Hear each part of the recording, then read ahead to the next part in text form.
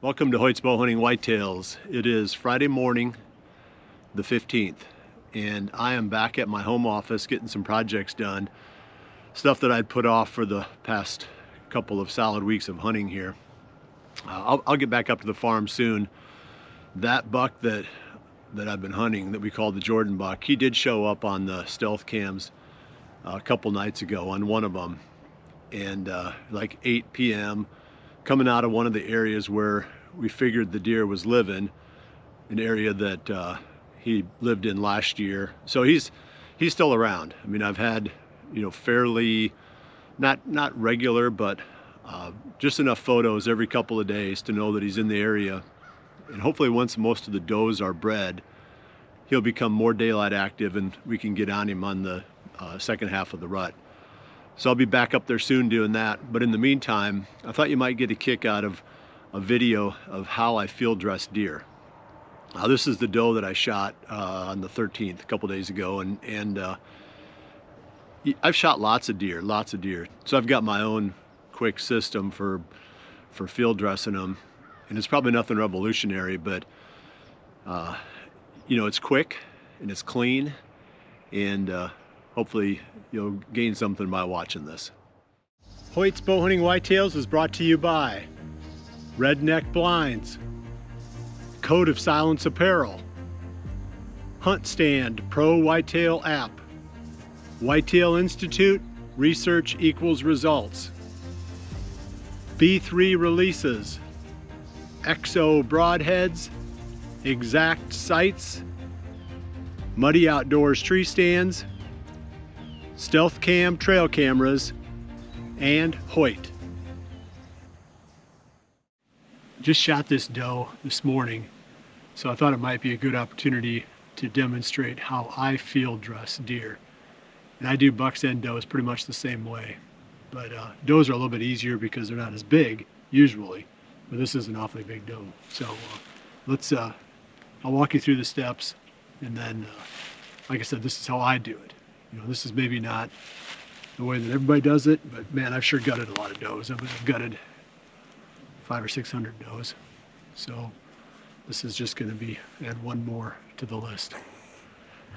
So I start with the genitals area, and I cut all around that, and then I cut in a little ways to free up the intestinal, the large intestine from the side of the inside of the deer. And then when I get done splitting her open and cutting her open and pulling free everything from the chest cavity down, and that just pulls right out. So it makes a pretty clean job. So I'm going to kind of just do it, and I'll stop here and there to talk about what I'm going to do next. But so my first step, like I said, is to cut around this area, get it all freed up, and then I'll go to work on the rest of the cavity.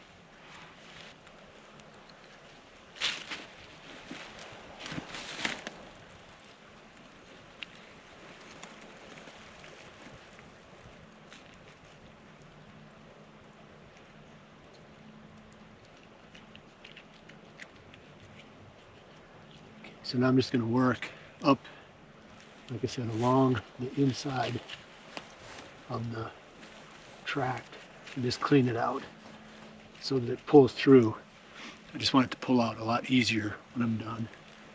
If you don't cut around it, it won't pull back up out of there. Okay, so I've got her opened up on the back. Got basically the anus and the genitals cleaned up around and cut around so it'll pull through.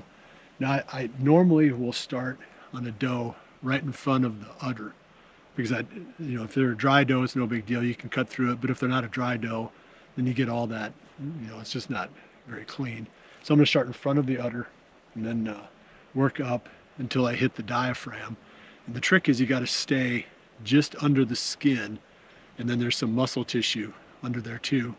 You got to stay just under that so that you're not cutting into the stomach or the intestines. So I usually will put the knife and my fingers together like this.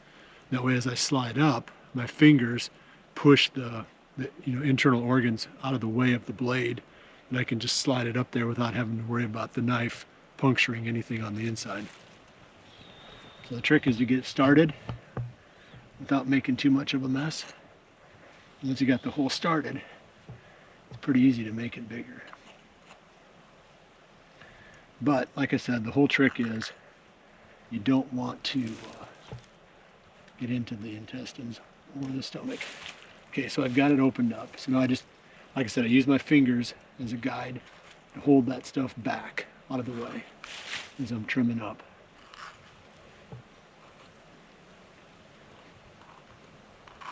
And once in a while you might still puncture the stomach. It's not the end of the world, it's just a little bit messier. I mean, the deer is still fine to eat.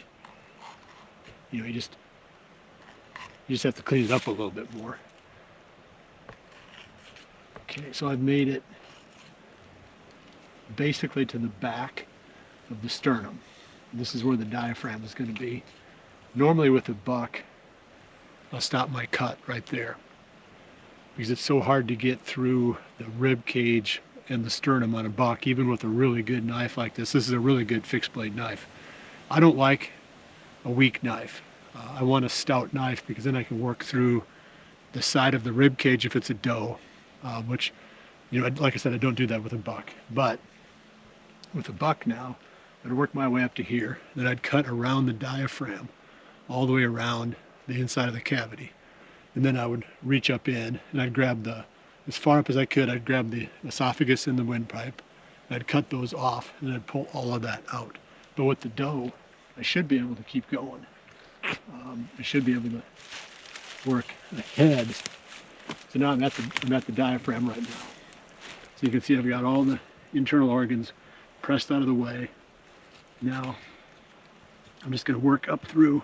Boy, she's got some pretty solid bones. But with the doe, usually you can get right off to the side of the sternum, and you can work up through the bones, the ribs. That's why I like a really good knife for this part right here. Okay, that is all the way up. And now I can just reach in there real easy. I can cut the windpipe and the esophagus as far up as I can reach. I think I got it. Not quite. So with does, it's really easy to do it without getting too messy. With bucks, because you can't open them up quite as much, you know, you'll get usually a lot bloodier because you have to reach in further. So now all I'm doing is trimming the diaphragm back. You might show this one tighter. Okay, so now all I'm doing is trimming the diaphragm back. You got to go all the way down to the spine because it sticks in there on both sides. And once you got that diaphragm trimmed, it should all just pull right out. So now I've got it by esophagus, windpipe, a little bit of diaphragm left.